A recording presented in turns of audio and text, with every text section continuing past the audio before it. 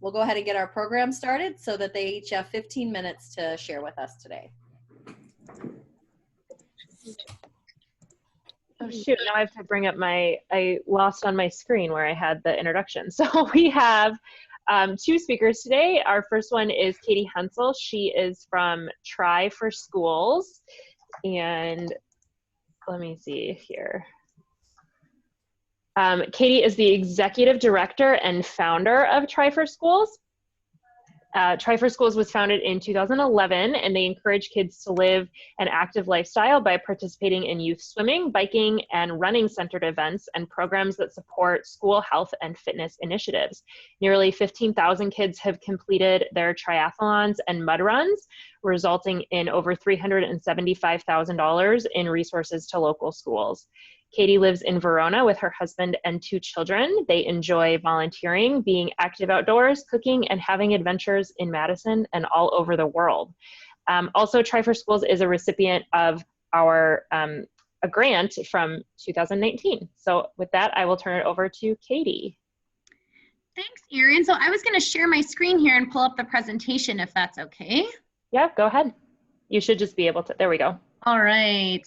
Hold on. Let me just get the there we go, the slideshow going.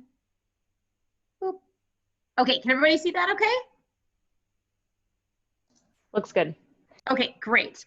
So thank you for that introduction, Erin. So this is Katie Hensel with Try for Schools, and I wanted to share a little bit with you all today about our training team program, just because that is the program that the grant from Madison South Rotary helped fund for us last year. So, but like Erin mentioned, Try for Schools does have a host of activities. 2020 has been different for us, so we have pivoted a lot of our events and things like that to become, instead of being large-scale in-person athletic events, we've done a lot of like at-home races and those kinds of things. So what I'm going to be talking about today is our program that takes place in a, I'm using air quotes here, like a normal year. And then I'll leave some time at the end for questions either about the program or about just us as an organization. Katie, I just wanted to, is your video turned off on purpose? I don't actually have a camera. Oh, so, okay. So as long as you can see the screen, that's the important thing. So I was kind of joking about how I bought the laptop at this, like, with this great deal, but the only problem was it didn't have a camera. And it wasn't a problem until 3 months ago, so. So the mission of Try for Schools is to empower kids, schools, and communities to be healthy and happy. And we do that through a variety of different means. We want kids to, understand the foundation of what it means to be healthy inside and outside. And so that it comes in through our events, which help kids to be not only physically active, but helps instill some of those life skills and character traits that kids learn through being active in sports and in competitive athletic events. And so, though, that can be anything from courage to confidence to self-discipline to teamwork, all of those kinds of things that you can use both inside and outside the classroom. But also that being healthy means taking care of our minds and our hearts. So we think about mental and emotional health as well. And the cool thing about Try for Schools events in programs is that they all include a donation that goes back to the schools of our participants to fund health and wellness initiatives there. So that can be anything from helping to build a school garden to replacing outdated FIAD equipment or playground equipment to maybe bringing in a guest speaker that does, like something that's related to health. So we want it to be something that schools can use for whatever the best purpose and most relevant thing is for the kids in their school. So the program I'm going to talk about today is our training team program. So what are the goals of the program? What is the kind of staffing model and who runs this program? And what does this program include? So the goals of our training team program, I talked about these a little bit, but the 3 kind of pillars that we talk about with this program are mental health, physical health, and emotional health. And we kind of view those as the 3-legged stool of health. So without those 3 pieces in check and us thinking about those 3 pieces, where our health is missing a key aspect, and it's hard to kind of remain balanced in our life. And so one of the secondary goals of this program is to improve school culture. One thing that we have learned through this program in our schools is that it helps bring kids of all different ages, backgrounds, ability levels, socioeconomic statuses, genders, all together and to form one team. We've also seen from our coaches, and what they've told us is that kids who might normally shy away from, typical extracurricular activities or sports really find a niche and find a home in participating in these programs. And even kids who have had maybe high rates of absenteeism are excited to participate in the program. And so they actually, those absenteeism rates decrease because they want to be able to participate in the program after school. So we want it to be something that really brings kids and schools together, creates a really positive and inclusive learning environment for kids. The other thing that we want to do with this program is to reach out to kids that might not typically find out about our events, or that this might not be part of their normal narrative. So, triathlon is, I think right now, mostly perceived, and in the adult world certainly, as kind of a, I guess to be blunt, a rich white person sport. And so our goal is to try to change that for this next generation. So at our events, when you come and volunteer or come and visit or participate, you see a much more diverse looking group of kids in all aspects. And that's something that we're working really hard towards. Kids, that maybe come from a background where their parents might not be triathletes or might not know how to swim or ride a bike. The goal through the program is to try to reach those kids because their parents might not be looking for those kinds of opportunities. So to run this program, which is happening in 2019, we had 27 different schools that were running this program in Dane County across 5 different school districts. We need a lot of people to help. And to achieve some of the goals that I mentioned earlier, the people that we work with to help us find the kids that we are hoping will benefit from this program is we actually hire school staff. And they can be anyone from a classroom teacher. So you'll notice the person that is in this picture here, Morgan, she's actually a classroom teacher that also does triathlons. And so we actually hire anyone from the school that is interested in helping to coach the program, whether they're the school psychologist, the Phy Ed teacher, a principal. We want to make sure that we are working with them because they know exactly which kids we're trying to reach. They have sometimes more influence than we are, and they will also have good knowledge of those kids' strengths and maybe areas where they are hoping to improve much more than maybe a volunteer. Now that said, we do encourage volunteers to coach the program, but we require having at least one paid staff person from the school for each site that we coach. And our coaches are paid for their active time coaching, but is also for prepping the program and for marketing the program. Because as you can imagine, if you're trying to find a group of about 30 kids that meet the criteria I kind of outlined before, it takes a lot of time to spend on top of your daily job. So we believe paying those folks is well worth the efforts, and the outcomes have definitely supported that. So our schools, the goal for every site is that the program population reflects the population of the school. So if 50% of the school is on free or reduced lunch, we want 50% of the kids in that program to also be receiving free and reduced lunch and therefore receive a scholarship to the program. So we just want to make sure that we're creating diverse groups of kids because we think everybody learns better and has a better experience when they're around kids that have a different worldview than them. The programs are also supported by our Try4Schools staff. So we have a one part-time staff person. Her name is Melissa, and she organizes all the logistics of this program. So what is included in the program? The program is 8 to 10 weeks long, and it's actually based on 13 to 16 lessons depending on the school's schedule. And these programs take place in conjunction with each of our 3 triathlons that we host throughout the year. So we have sites that train for our Wanakee triathlon that happens in May, sites that train for our Sun Prairie Triathlon that happens in June, and then sites, mostly community-based sites that train for our summer triathlon, which typically takes place at the end of August in Middleton. Each program includes 3 swim lessons, 3 bike lessons, and then run lesson plans that are mostly game-based. For our middle school sites, it's a little bit more focused on maybe some different running drills and techniques and things like that. But for our elementary schoolers, the vast majority of it is, you know, game-based, tag-based lessons, things like that. Because we want to make it fun, and I think that is probably the best way, is to give kids, you know, like that kind of fun aspect of it. So we also include with each week a word of the week, which is related to a particular character component that you can use for life skill development. And again, that can be inside or outside the classroom.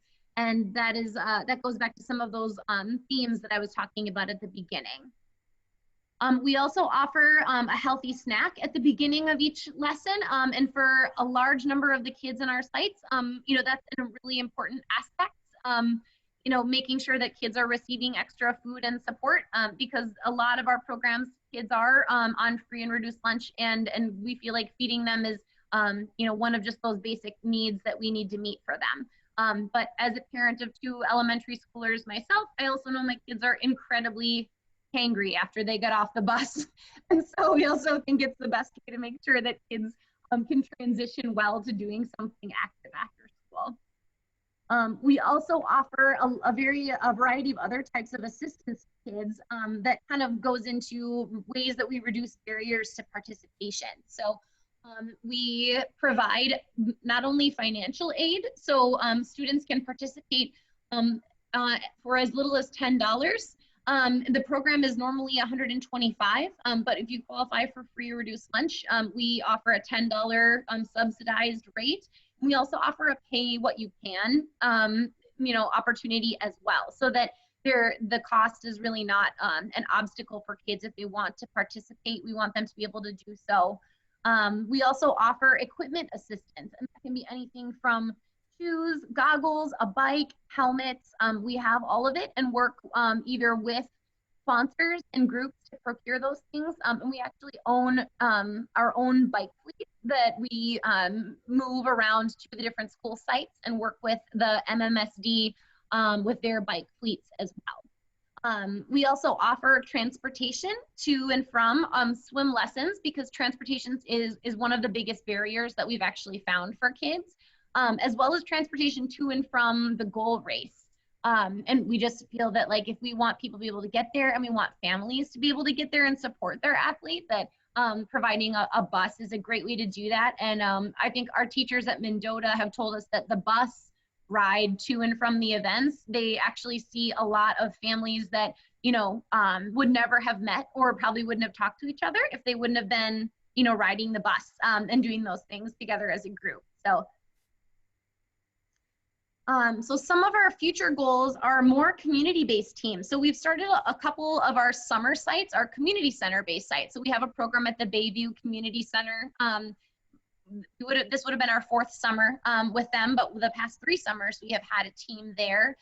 We also offer program sites at several of the local health clubs.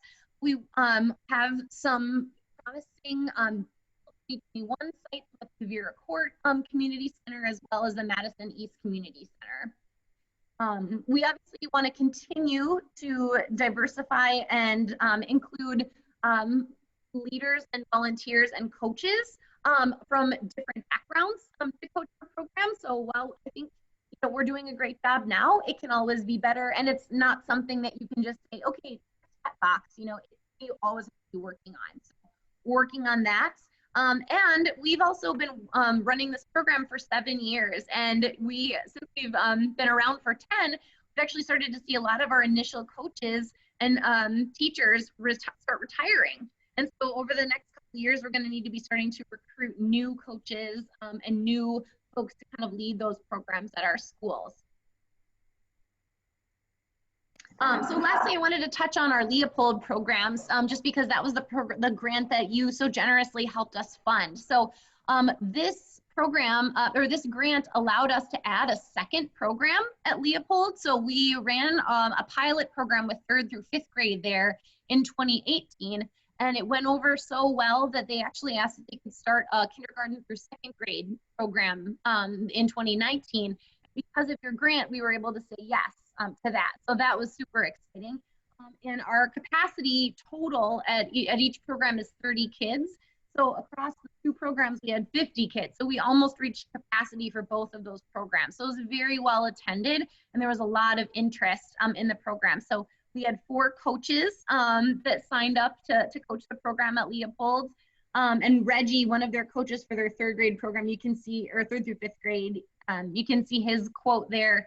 And that was high praise because Leopold as a community school has a whole host of different programs and opportunities that their staff and families are involved in. So it was really exciting to have such amazing people helping coach the program. So 25 of our kids in this program did require financial assistance. So a lot of the funds that you generously offered were able to help cover the costs of those kids participating, which, you know, was anything from making sure they had the proper equipment to participate, to helping cover some of those swim lesson costs and things like that. So all of those barriers that you helped reduce for these kids. And then 67% of those students identified as non-white. So as we really look to, you know, help with the reducing the achievement gap and making sure that health equity for non-white children in our community is, you know, decreased, I think your funding of this program really helped us go a long way to doing that at Leopold. And in 2020, they were all signed on again for another year, but unfortunately the programs do start in the spring. We had to cancel all of our programs this spring due to COVID, which was such a bummer, but we were well on our way to hosting another full slate of kids at Leopold, and in all of our sites this year, we had about 700 kids signed up for this program. Katie, we got about 2 more minutes for you. Perfect. Well, this is the last 2 minutes is where I ask you to get involved. So there are lots of ways to volunteer with this program. Obviously, that looks a little bit different right now, but if that's something where you would love to get involved, either as a one-time opportunity, maybe coming and helping us fit kids on their bikes for the first practice, or let's say you've done maybe a couple triathlons and we have a transition clinic where we have guest speakers come in and show us how they do a transition. You don't have to be fast. The kids will think you're a rock star just because you showed up with a big kid bike. Otherwise, we have a lot of ways that you can just volunteer to be, you know, someone that even just hands out snack or cheers kids on, supports our coaches and teachers. There are also ways to sponsor teams. So maybe your business is looking to get involved with a community site near you. You can reach out to me on those, or just helping spread the word. If you have a neighborhood school that participates, or you know teachers or principals maybe that are looking for more after-school programming for kids, we're always looking for new partners and sites because we want to just reach as many kids as we can with this program. So now I'll leave it up for any questions from the group.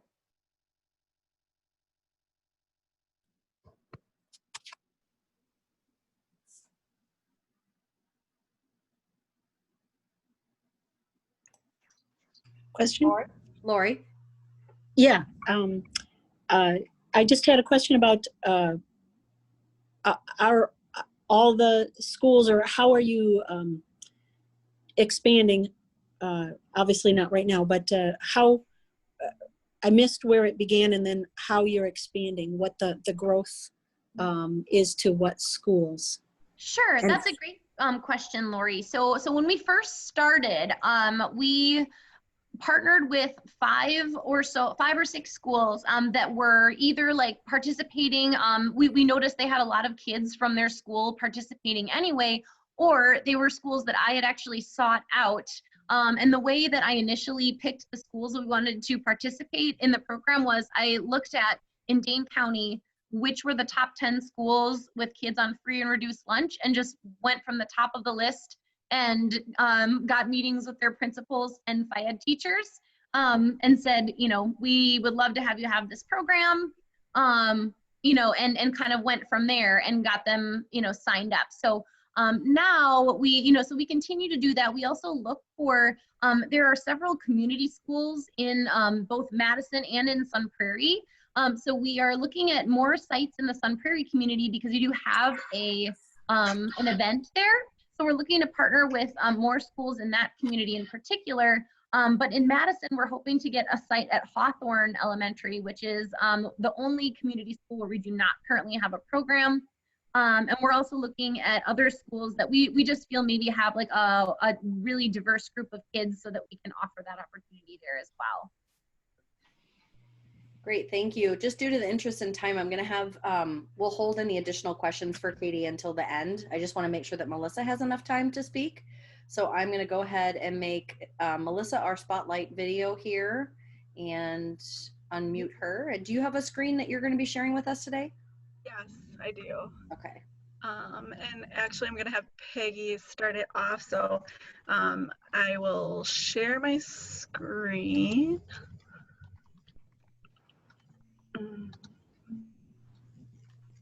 All right, can you see what I'm seeing? Yep. All right, perfect. So hi, my name is Melissa Mennig, and I'm the program director for the Road Home Dane County.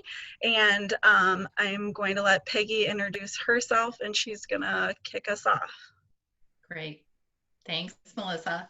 So all of you know me as a member of Madison South Rotary, but it's exciting to wear my other hat as development director for the Road Home Dane County. And I've been with the Road Home, it'll be 7 years next month.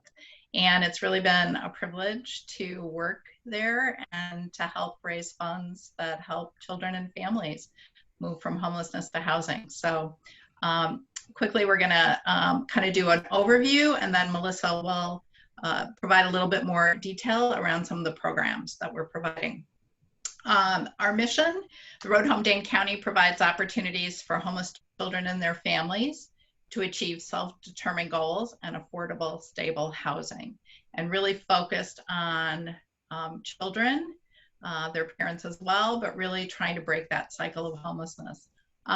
We have been in Dane County since 1999, providing supportive services that, as I mentioned, break the cycle of homelessness. Some of you may be familiar with the Road Home as the Interfaith Hospitality Network, and that's how we began back in 1999. It was really a community response, primarily the faith community response to homelessness, and saying that no child should be without a home and no family should be without a home. And so we began as a small shelter, really an overflow shelter for the main family shelter in our community, Salvation Army, serving about 4 to 5 families at a time. But it very quickly became evident to us and to our board that really the answer to homelessness is housing. So moving families as quickly as possible from the shelter system, from homelessness into housing was really the best approach. And so over time, we developed a number of different housing programs, both for families who are experiencing perhaps a short-term barrier to housing, as well as for families who have experienced long-term homelessness, so what we would consider chronic homelessness. So kind of those 2 tracks of housing are really our focus. And so we phased out our shelter program in 2018. And I think over the time period, over these last 20 years, there's been a lot of other community support available so that we knew that those families could also be served within the community, but really focusing on what we do well and what we do best, and it's the housing side of it. We serve over 200 families each year. So when you're thinking about what family homelessness looks like in our community and the fact that there is family homelessness that exists, thinking about 200 families, including over 500 children. So again, the impact of what homelessness might mean for those children. We are very proud of the success that we've had in families maintaining their housing. So 90% or more of our families each year maintain that housing for a year or longer. which when you've experienced homelessness, that milestone of a year at a time, successfully housed and not returning to homelessness is significant. So we're very proud of that. And it really is as a result of community response to homelessness. So, you know, from the very beginning when we started out as that shelter and the faith community response, but really a number of organizations and businesses and individuals coming together to help address family homelessness. So it starts with stable housing, certainly, and the supportive services that we provide, but the supportive services that so many organizations provide. It really is the key to helping families be successful. And as a part of that community response, Madison South Rotary and the foundation have been key to that. This year we were fortunate enough to receive $1,500, so we're very grateful for that. I know this year there was a focus on response to COVID-19 and emergency response to that, and seeing how families could be helped through the pandemic. So a portion of the grant that we received has been used for grocery cards for families, which have been really, really helpful because the economic impact has been very negative on the families that we serve. We're also going to use a portion of that for school supplies. So even though school might look a little different in terms of online learning at the beginning, still going to need supplies, and then children's activities. And these are all for families living in our Housing and Hope apartments that are located on the southwest side of Madison. And then I thought it might be interesting to see that cumulatively over the last 6 years, we've received $11,000 from Madison South Rotary, which is tremendous. And looking at the impact of that, over 200 children, you've helped prepare for school and participate in after school and summer activities. So thank you so much on behalf of the Road Home, because you really are making a difference with your support. So now I'm going to turn it back over to Melissa to talk a little bit more about family homelessness. Great. Thank you. I just want to reiterate thank you to all of you for contributing in that way. We work a lot of the funds that we get in directly are around housing, but we know for families, housing is just a piece of it. In order for kids to feel a part of their communities and feel empowered and thrive, they need that additional support, and many times their families don't have those additional funds to be able to support things like basketball camp or things like that. So it really does go a long way with making our kids feel like they belong and that they are able to do things that their peers are doing as well. So I just want to reiterate that thank you to that. So when we think about homelessness, many people are like, what is the reason for this? Why is this happening? And this just goes through kind of the top reasons we see nationally as well as locally on why and how families are experiencing homelessness. And the number one factor, of course, is affordable housing. Dane County in particular is not a very affordable place, especially if your household is working a minimum wage job. It's very difficult to be able to afford a unit the size that your family may need. So that's above and beyond like the number one factor we see. In addition to that, insufficient income, whether families on unemployment or on Social Security, low wages, those types of things. Domestic violence is a huge factor, or some other traumatic event. I would say 80 to 90% of the families we see have had some sort of traumatic experience that has helped or has led them to where they are. Discrimination is huge. We see this in terms of access for our families to employment or housing, criminal justice system, what services they may be eligible for, the hoops they may need to jump through. It's pretty striking, particularly around locating housing.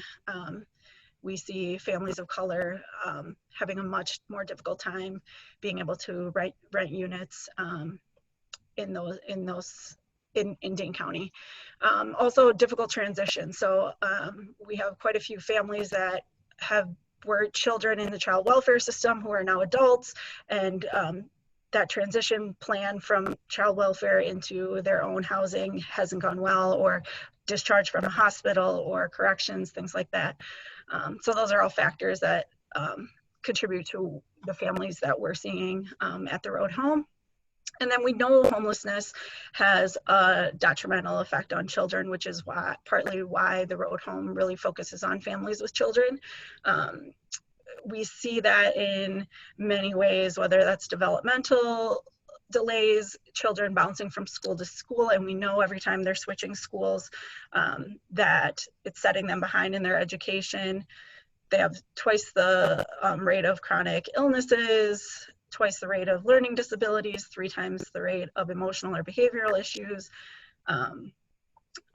less proficiency in math and reading, and graduation rates. And so we see this not only as a housing issue, but also an educational issue for our children. And we really are looking at 2 generations here, and sometimes 3, depending on the family structure, and how we can help to mitigate not just the homelessness, but some of these other issues that we're seeing in society and for our children as well. So what is, some people say like, okay, that's the Road Home, but so like, what are we seeing as a community? And community-wide in Dane County, there are 131 families on our priority list who need housing. So those are families who are what we consider like, this is a HUD definition, but literally homeless. So either in shelter or on the streets or in cars. There's 131 families that need housing currently to date.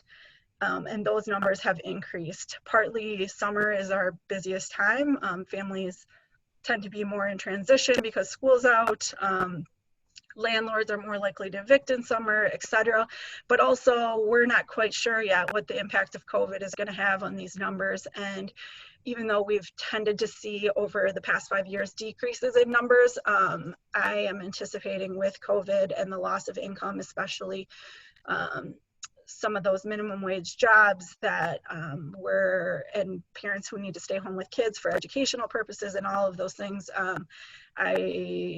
I would anticipate that number is going to rise. We have 22 families that are chronically homeless on the list, which means they've been homeless for a year or longer and have a parent with a disability, and then 1 veteran. And in terms of the night by night, what we're seeing, so Salvation Army is our entry point for shelter in our community, and to get onto this priority list. And currently, families are being put up in a hotel through the Salvation Army due to COVID to keep families appropriately spaced for safety purposes.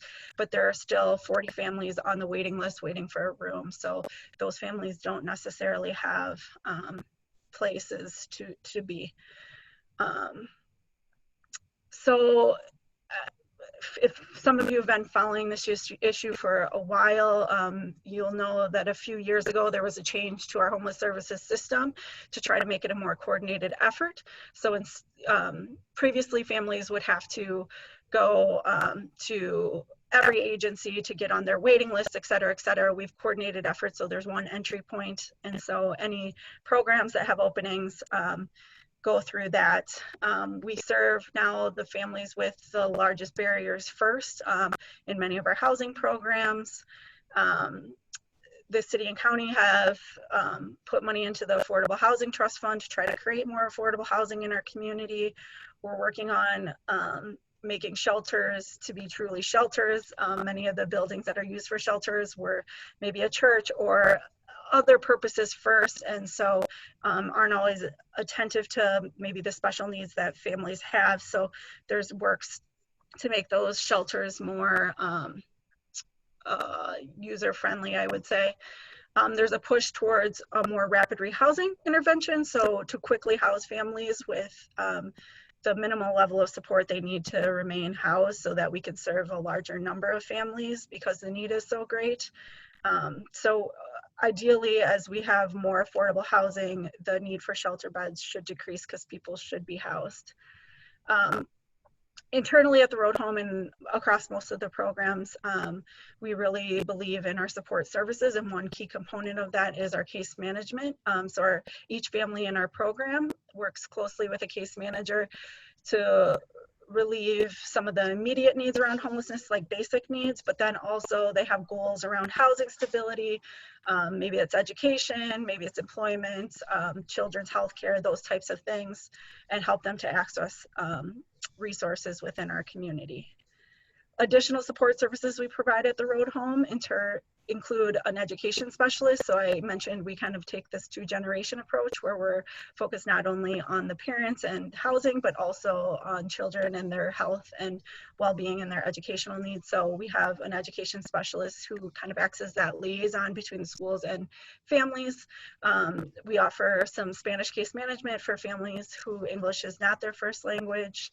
We partner with Anissa's Family Therapy on in-home family therapy services for families. We have peer support that pairs families with a person with lived experience of homelessness to help them navigate systems. And then during non-COVID times, we try to get families together in a supportive environment through family fun nights. Melissa, we're just about at time here. Are you able to wrap up? Yeah. So yeah, I will. So we have short-term housing, everything from shelter to rapid rehousing programs to some of our long-term permanent supportive programs that you can see there. And when we're talking about affordable housing, we're really talking about housing that's 30% of someone's gross income, which is, we've worked closely with property managers and developers to create not only our own affordable housing. So you guys have particularly supported this Housing and Hope program on Balsam Road and our children in that program. Yeah, I will let Peggy go. Sorry, seems like we could talk about this for much longer. We just really quickly wanted to talk about some volunteer opportunities. Some of these may look a little bit different now with the pandemic, but we're still in need of some meal support for Healing House, which is a program of Madison Area Urban Ministry that we partner with them. It's a recuperative care beds for families who are experiencing homelessness and have some medical needs. So there's meal support there. We can talk about tutoring for a child if that's of interest. We always need wish list items, especially now. So visit our website to take a look at those. Any connections that any of you might have with employers or landlords, we always want to build those partnerships. We have board and committee opportunities if that's of interest. And also your support of other partner agencies like the Beacon would be helpful as well. So if you're interested in any of those, let me know. And then we just wrap up with some wonderful drawings. We've asked some of our children in our programs to kind of what's their vision of what their home would look like. And we've gotten some wonderful, wonderful drawings from that. So just keep in mind that every child deserves a home, and we appreciate the partnership that you've given the Road Home in making sure that we're improving the quality of lives for children and families. So thank you. Thank you, guys. Thank you so much. Let me stop. All right. Great. So thank you all for hanging in there a little bit long with us. Erin, do you want to let us know who's on docket for next week? Sure, sorry, I had to unmute myself. So next week we're going to hear from Missy Mayall, and she is at the Rape Crisis Center. Great. Well, thank you, everyone. I appreciate it. I will put contact information for both of our speakers in our newsletter. So if you want to reach out to them with any questions or volunteer opportunities, you can do so. Until next week, bye-bye. Thank you.